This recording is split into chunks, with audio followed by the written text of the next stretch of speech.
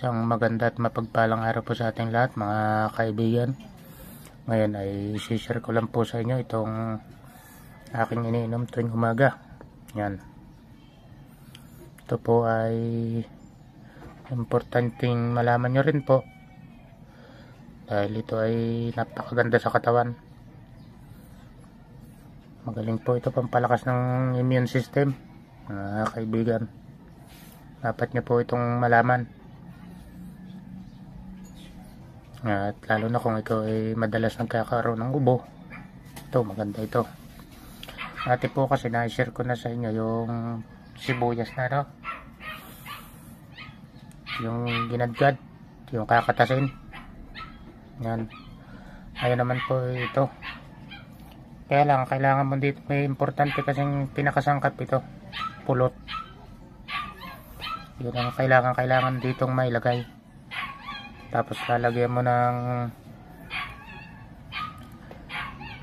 sibuyas, may bawang, luya at saka lemon. Gagayatin nyo po ng ganito yan maliliit.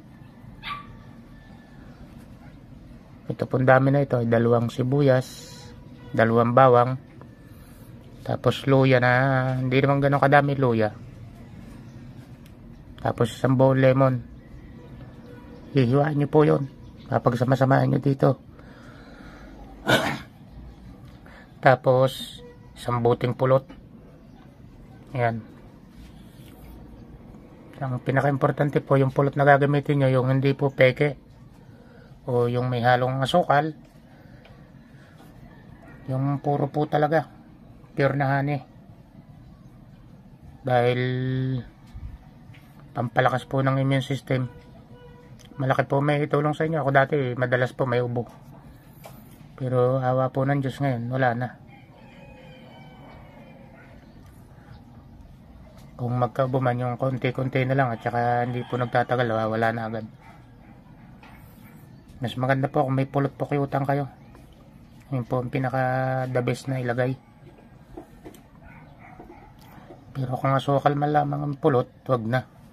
Baka po lalo lang kayo magkasakit. Kasi lalo na kung mataas yung sugar nyo, baka magka-diabetes lang kayo. Pero pampalakas po ito ng immune system. Ulit ko po, pampaganda po ito ng palusugan. Malaki po may itulong sa inyo kung may basta purong pulot po. Lalo na kung nasa parteng probinsya po kayo, madali kayo makakahanap.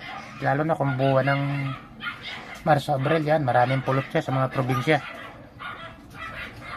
Pero kaya nga po pag pupunta ako doon sa pinsan ko sa Nasugbo, ako bibili ng kahit 10 buti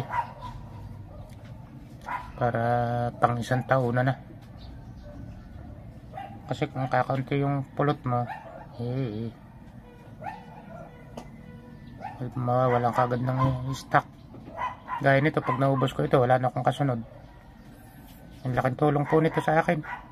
Sinare ko lang po ito sa inyo dahil alam ko marami na rin nakakalam po nito. Pero alam ko marami din pong hindi pa nakakalam. Kung marami man may nakakalam na, maaaring marami din hindi pa. Kaya nais kong share po sa inyo. Pulot po ng pukyutan, sibuyas, tsaka bawang, tsaka po lemon. Huwag nyo kakalimutan lagyan ng lemon. Hiwain nyo rin po yung lemon. Yung luya, optional na lang po yun kung gusto nyo dagdagan ng luya. Pero mas maganda rin may luya.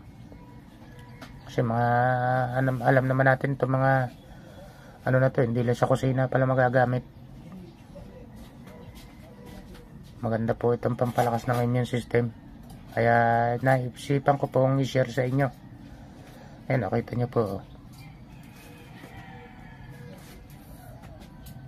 Ayan, ito pong may share ko sa inyo. At hanggang dito lang po. At maraming salamat sa inyong pagsubaybay at pagtangkilik. At shout out po sa inyong lahat. Hindi ko na po kayo isa-isahin. Maraming salamat po. At God bless po. Ingat.